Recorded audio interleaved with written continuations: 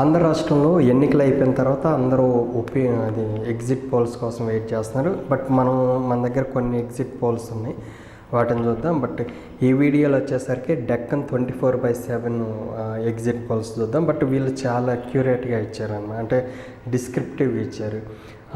Total వీళ్ళు తీసుకున్న sample size వచ్చేసరికి ఆంధ్ర రాష్ట్రం మొత్తం అనమాట 8,75,692 శాంపిల్స్ తీసుకున్నారు. ఆన్ యావరేజ్గా ఒక్కొక్క నియోజకవర్గానికి వచ్చేసరికి 4,500 శాంపిల్స్ తీశారు. అయితే వీళ్ళు ఓట్ షేర్ కూడా ఇచ్చారు. ఓట్ షేర్ ఎట్లాగుందో చూద్దాం.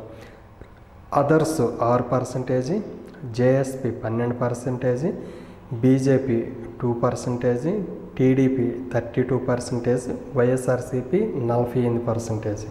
సో ఓవరాల్గా కూటమికి చూసుకుంటే టీడీపీ 32, బీజేపీ 2 34, తర్వాత జేఎస్పీ 12, 34 12 46, అంటే ఓవరాల్గా 2% డిఫరెన్సెస్ ఇచ్చాడనమాట.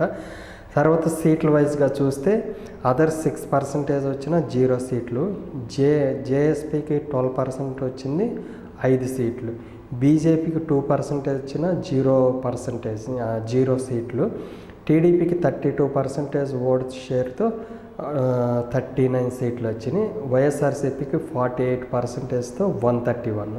అంటే ఓవరాల్ కూటమికి చూసుకుంటే 44, వైఎస్ఆర్సీపీకి 131. సో దీని ప్రకారం చూస్తే డెక్కన్ 24/7 ఒపీనియన్ పోల్ ప్రకారం ఈ సర్వే సంస్థతో చూస్తే వైఎస్ఆర్సీపీకి 48% ఓట్ షేర్తో 131 సీట్లు వచ్చింది అనేది ఇచ్చారనమాట.